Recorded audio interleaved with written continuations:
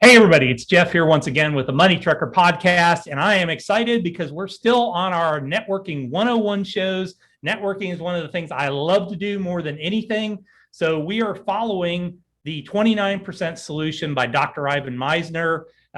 We have had 3 previous episodes covering section 1 and part of section 2 of the book. And today we're going to finish up with section 2, which is really about getting yourself out there and talking to the right people, making sure that you're working your network really well. And then today we're going to focus on stop being a cave dweller, talk about web-based networking groups, and becoming magnetic. So stay tuned. We'll be right back in a minute.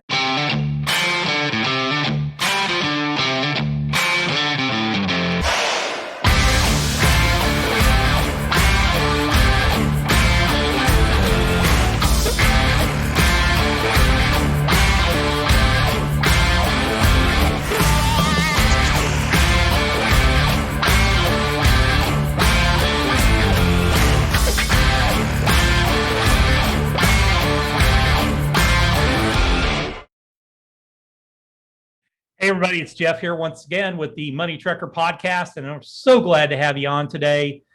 We are powering through the 29% solution with Dr. Ivan Misner, and we're talking a lot about what we need to do to be very good networkers, to be exceptional networkers, what we need to do to be part of the 29% of people in the world that have a 6-degree connection to everybody else in the world. That's right. There's only about 29% of the world that has that 6 degrees of connection. The other 31% don't have that connection at all. They do not have anywhere, or that 81% do not have that connection at all. Many of them don't have much more than a 1 or 2 step connection to other people. It requires skill, it requires effort, and it requires a lot of work to become that well connected. But once you are, you shall never want for business ever. You shall, be able to be connected with multiple people, and you'll have great partners to work with. So let's start on today, which gets us into the second half of section 2 of the book, which is, first off, stop being a cave dweller. This has been a huge challenge for a lot of people over the last year.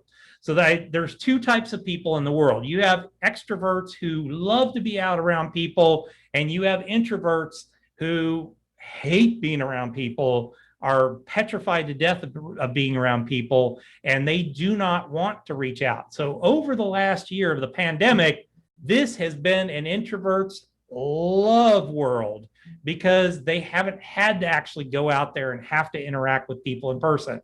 I am an introvert. I am very much an introvert. Most people don't know that about me. Only people that know me really well know that when I am in the midst of a group of people or a crowd, I absolutely am just uncomfortable beyond belief. And by the time I'm done with that networking event, because most of the time I have to act like I'm a little bit more outgoing than I actually am, I am literally exhausted when I go home and have to sit in a quiet, dark room for several hours just to kind of recharge my batteries. That's not the same for somebody that's an extrovert. An extrovert, they get energy from being around other people, so they want to be around other people. So that's why I say this pandemic year, where everybody was locked down for large periods of time, has been miserable for a lot of extroverts because they can't get that interaction from a Zoom call. Introverts have loved it because they haven't had to be there in person with people. They were able to be on a Zoom, and it's like a totally different world for them. They can act like an extrovert, but they don't have to have that uncomfortable interaction in person. So no matter if you are an extrovert or an introvert, we are coming out of the pandemic, and it's time to start getting out there. It's time to get out. I think Zoom is here to stay. I think it is a wonderful vehicle. We do our podcast on Zoom. So we constantly are out there, recording things. I don't do in-person podcasts anymore because it's very inefficient. And, this is a great recording tool. It's a great video tool. So it's much, much easier for me to do podcasts that way. But I just came from this morning an in-person networking group that I ran at one of our co-working spaces because people want to be out there.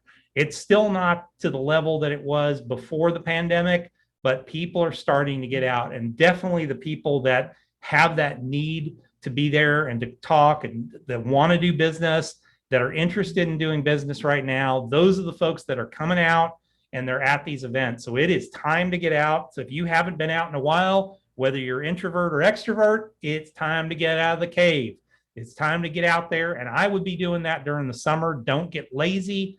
Don't goof off during the summertime. Get out there and do a few networking events because there's not as many people. So it gives you more chance to really dig deeper with the people that are at that event. I had 5 to 6 really outstanding conversations this morning where I'm setting up one-to-ones with people after that, and it's just outstanding. So you need to start building up your network. You need to start getting out there, reinvigorating, and get yourself back out in public and working with people. Have a checklist for yourself, because I went to my first networking event about, I would say, 3 to 4 months ago.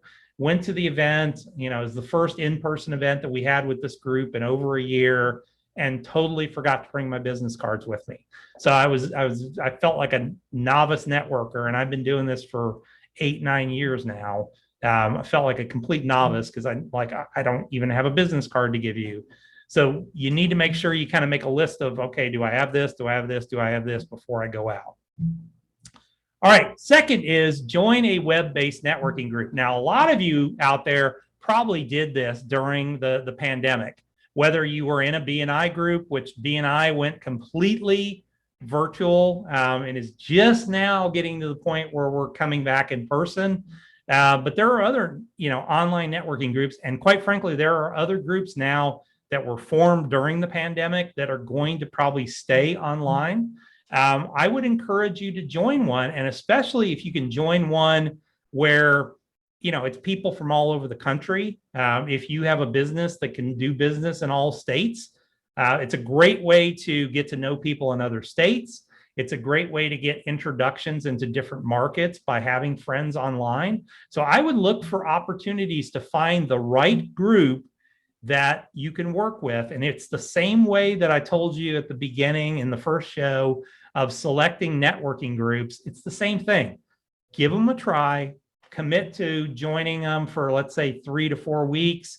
All right, let's see how this group is, how they interact. Was I able to establish one-on-one connections with some people? Was I able to start building relationships? If by the end of a month that hasn't happened, that's not the right group for you, and you need to move on to someplace else. You don't need to just keep showing up to the same networking group over and over and over again and not really feeling like you're moving forward. Now, that didn't mean that, well, I spent a month and I didn't get any business from it, so that's not worth it. No, if you're having great interactions and you're doing the work, the business will come, but you've got to do the work and you've got to have the interactions. You can't just show up, talk for 30 seconds about what your business is and expect people to give you business. You've got to do the work and get to know people and do those meetings with them. So I would look for online web-based networking groups, whether they're, whether it's a group that you're part of that is just more of a written, you don't necessarily have online meetings, but it's a group that you can be part of and you can participate in. I think right now that is one of the greatest things that has happened. Social media like Facebook and Google and several of these other platforms, YouTube, which is part of Google, Instagram, which is part of Facebook, have started to, shield people from different points of view and all these things. And so it's pissed off a lot of people. And the internet has kind of weirdly gone back to the way it started, which was a series of little boards, all over the internet of people that had interests, common interests and things like that, where they would participate in those groups. And, somebody might ask a question and several people answer it. So you've got groups or you've got platforms like Nextdoor now. So if you are like a hyper local business, you can go in there, set up an account, a personal account, and you can answer questions for people and just tell them, hey, I'm blah, blah, blah. You can also set up business accounts with places like that. Quora is another great one. Some of the boards that you're seeing the stock trading going on and things like that. There's all these different boards like that and groups that you can find where you might go out and just join one if it's something that you have an interest in. Maybe it's a fishing group, maybe it's somebody that a group that's of like car buffs or like very specific cars.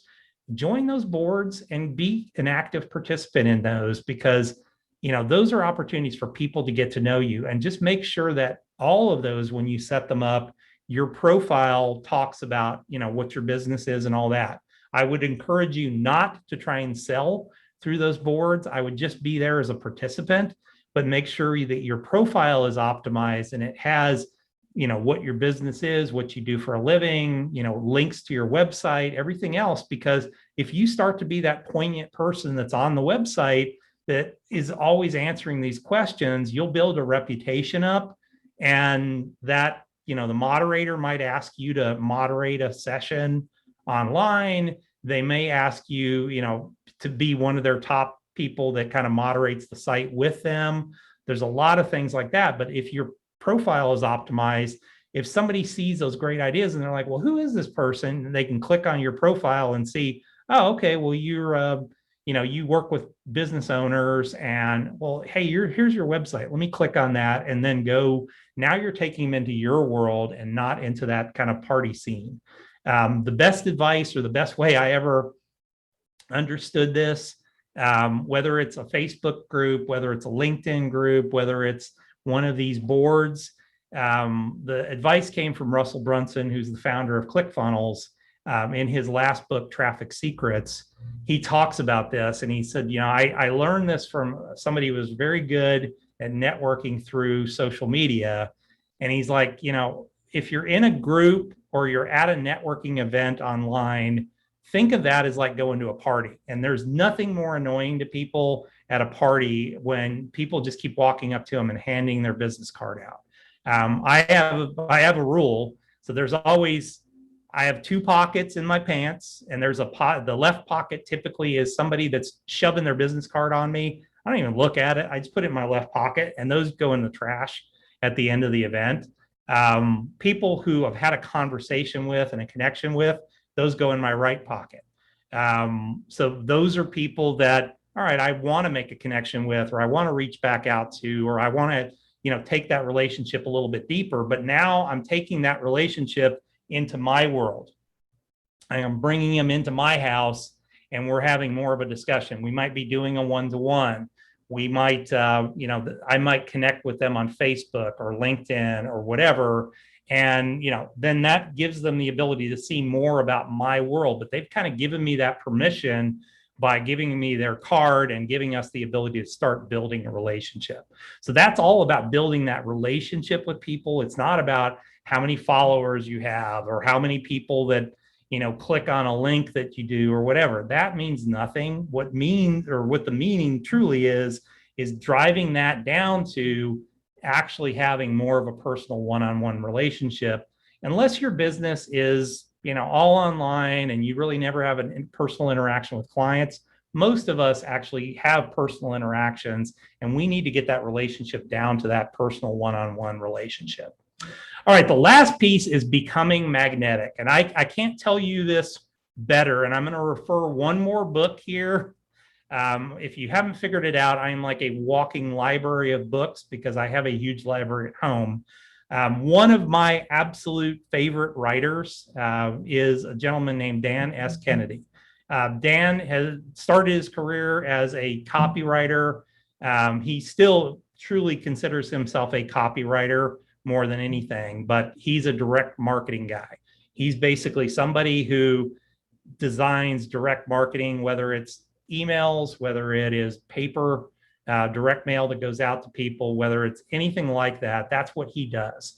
And he is paid anywhere from 6 figures to 7 figures to a percentage of the gross sales that come in to do what he does. He is one of the top, I would say, 10 copywriters in the world today. and has been doing this for 35, 40 years now. But what Dan does extraordinarily well is he also does what's called magnetic marketing.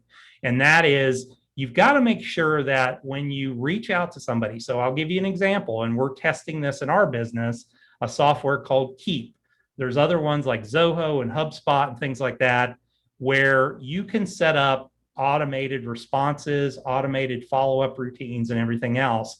But it's that magnetic connect with somebody and then make sure you continue to interact with them, whether it's electronically, automated, or whether it is, you actually manually reaching out to them by hand.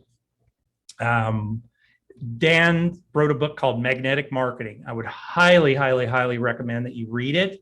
I think it really takes you into the marketing world and the way to do it really better than anybody else. It is a book that almost always I read once a year at least. There is a very heavily marked up, folded, paper clipped version of it that sits on my desk at home all the time because I refer to it on a regular basis. There are a couple pristine copies at my office and in other places, but that one is my heavily marked up book. The other book that I have of Dan's that I was just telling my intern, I think I have like 6 copies of it because I kept buying it. I don't know why. The book is called The Ultimate Sales Letter, which is written by Dan Kennedy. It was his first real book that became successful.